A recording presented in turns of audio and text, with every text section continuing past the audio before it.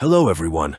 In this video tutorial, we will guide you on how to check recently watched Reels on Instagram. Let's jump into the first method. If you liked or commented on the Reel, you can find it again through your activity history. Here's how. Tap on your profile picture in the bottom right corner.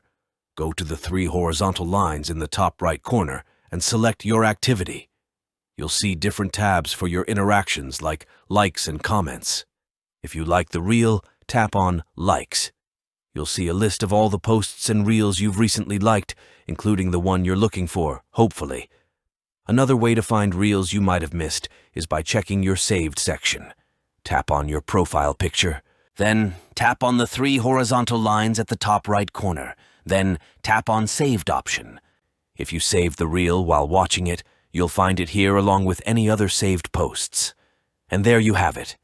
By using this method, you can check recently watched Reels on Instagram.